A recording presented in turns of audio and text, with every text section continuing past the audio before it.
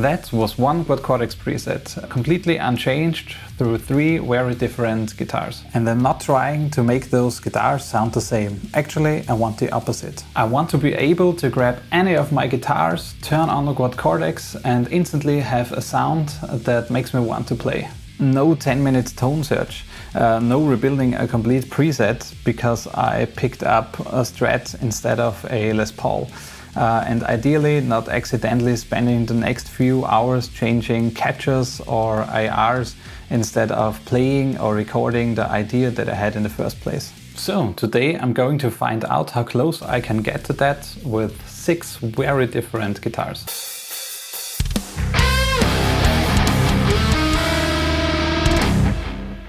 Hello, I'm Bernie, and there's a specific reason why I want this setup to work. When I pick up the guitar because I have an idea, I want the time between having the idea and playing it as short as possible.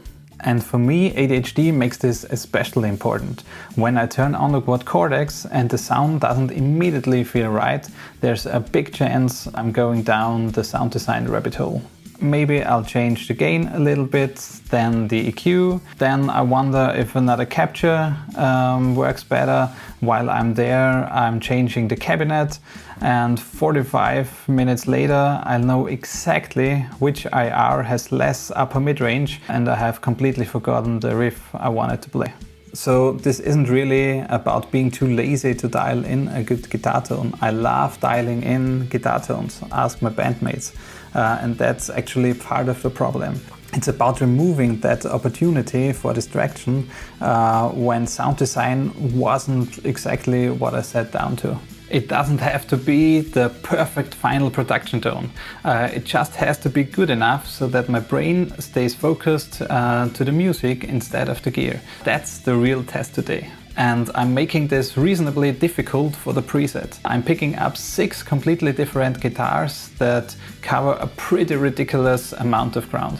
The Squier Stratocaster, the Fender Rode 150's Telecaster, the Orville Les Paul Custom from 1990, the Gibson Les Paul Special DoubleCut, my wife's Sterling JP 150, and the Harley Benton JA-Baritone.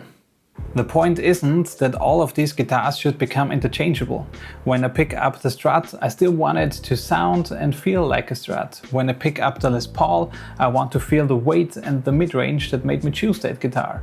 And when I pick up the baritone, I don't want to EQ all the baritone out of the baritone. I just want all of them to give me a nice starting point without killing the creative momentum. And this is the preset that has to deal with all of them. I love a lot of different types of music, so this preset has to cover a lot of ground. Most of the time I'm into heavy riffing, but sometimes I want to throw in a low octave for some extra filth. Or sometimes I just want a nice, vibey, clean sound. And even though lead playing isn't quite my comfort zone, I still need to play leads or solos over demos or for practicing.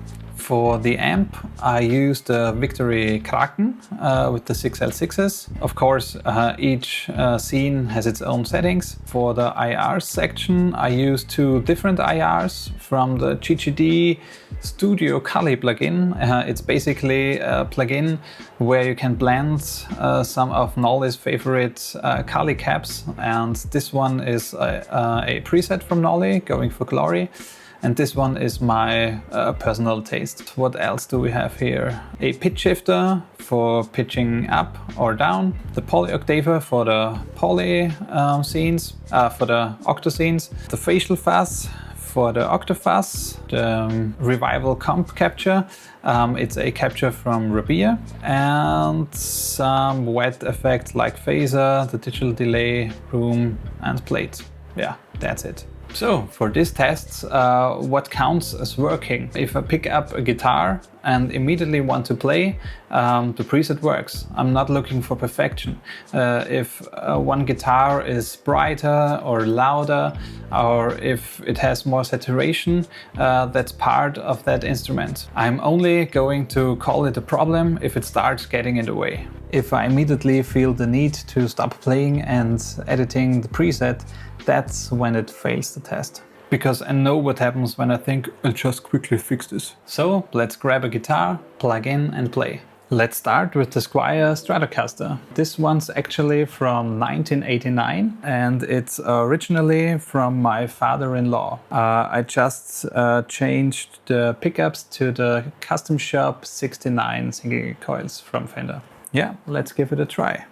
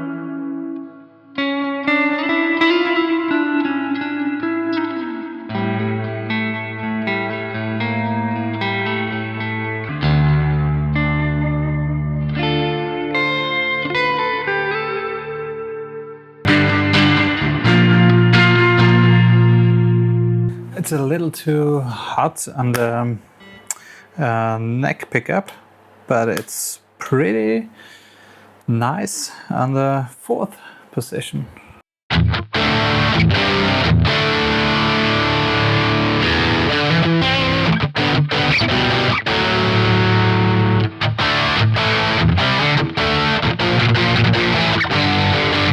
This drive scene here is not suiting this guitar very well. Let's try the octave.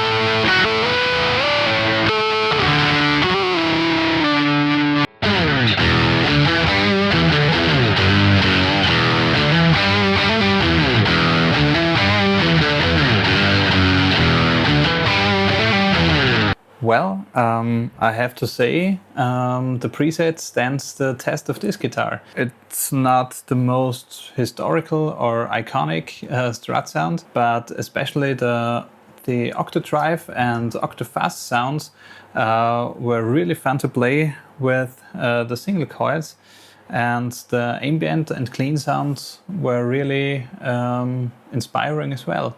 So that's a check. Now on to the Tele. Still single coils, but it doesn't mean it's going to behave like the Strat.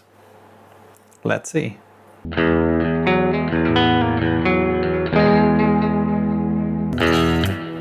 Ah, that's a wonderful bottom end.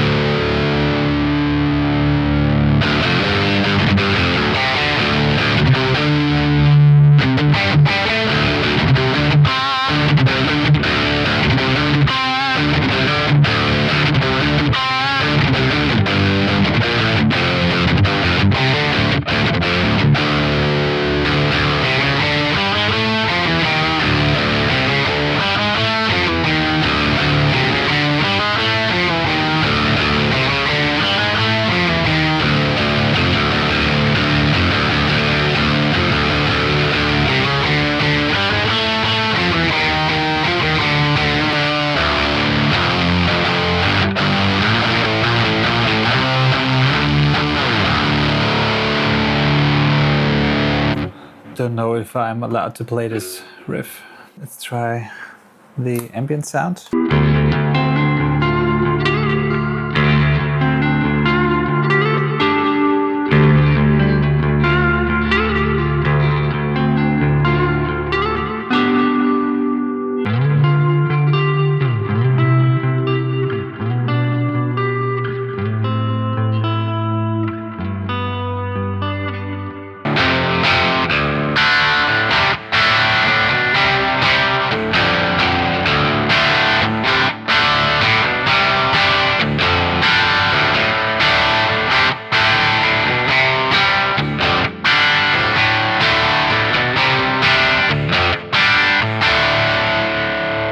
This preset is definitely made for this guitar. I didn't use this guitar when I made this preset, but the guitar is working with all of the sounds.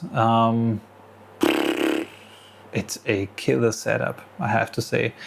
Yeah, definitely a check. Now let's move on to the Orville Les Paul Custom from 1990.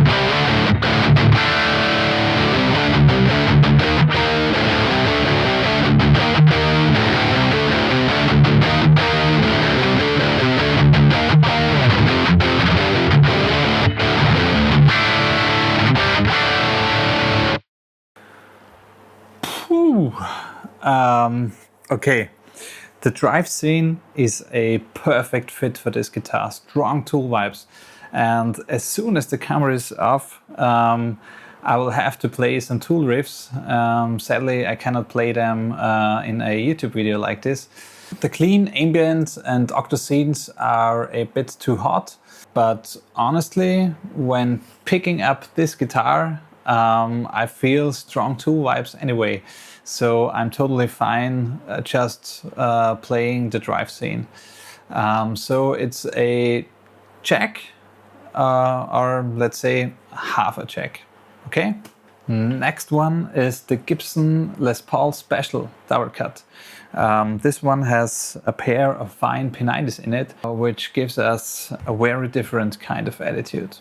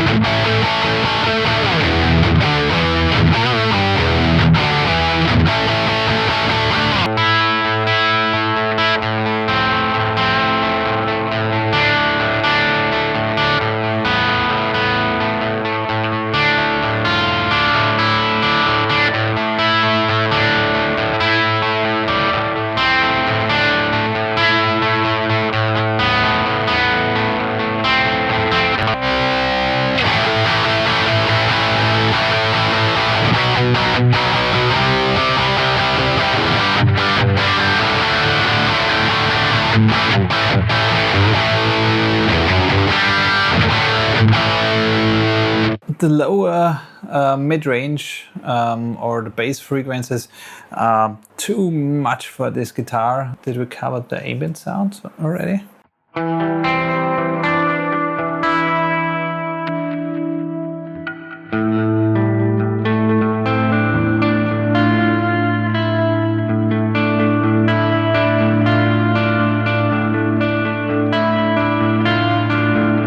I definitely have to roll down the volume on the P90 and the neck P90 for the clean stuff, but then it's absolutely useful. The drive scenes are not the most useful for this guitar, but octave drive, crunch, leads and some ambient sounds are definitely very inspiring. So it's half a check again. So next one in the line is my wife's Sterling JP150, John Petrucci's signature guitar.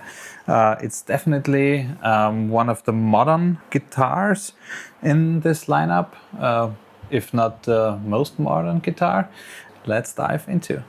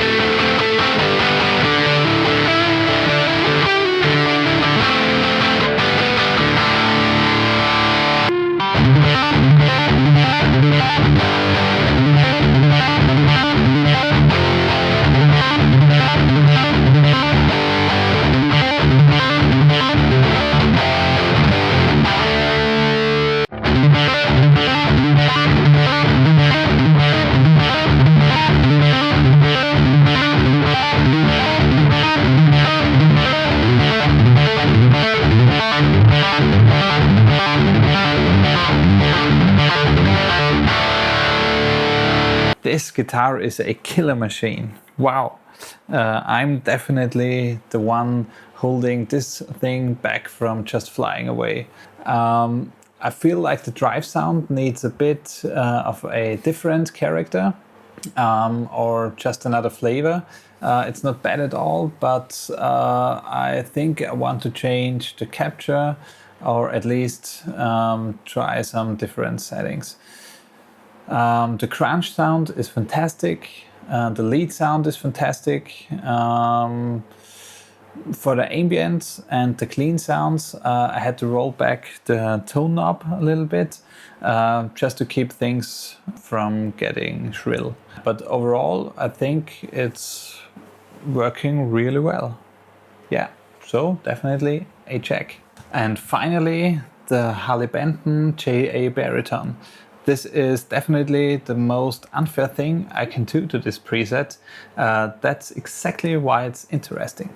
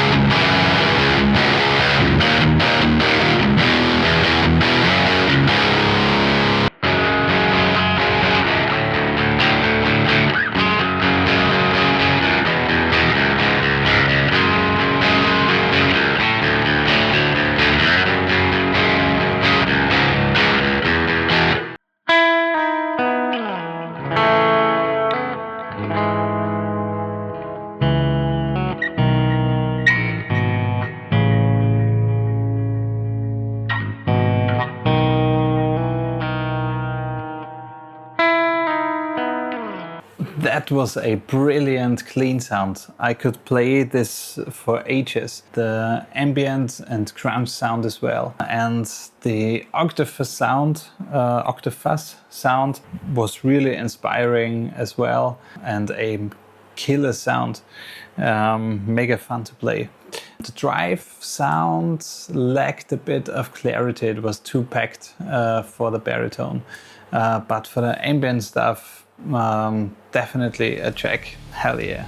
Phew, I think this test has shown me something about my own workflow. I need to stop looking at the quad Cortex so much, because the moment I'm staring at the screen, it's so easy to find something to change. Another capture, a little less gain, slightly different EQ. And with my ADHD, it's basically an open invitation to run down the rabbit hole. If the sound feels good and makes me want to keep playing, I don't need to know whether I could make it 5% better. So, can one quad Cortex preset survive 6 completely different guitars? The real question I actually care about is, can I pick any of these guitars, turn on the quad Cortex and get into music before my brain decides we're doing something else today? And after this test, my answer is yes.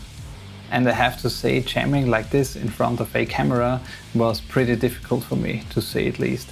So I definitely didn't expect any of the musical outcome to be anywhere near usable for future songs or anything like that. But it was good practice for me, just getting used to showing you what I actually do when I sit down with the guitar and start playing around. Just bare bones Bernie for a while. I uploaded this preset to the Cortex Cloud, so you can have some fun with it as well. Link is in the description. Let me know in the comments which sounds in this video you like the most, and don't forget to like and subscribe. See you next time. Bye bye.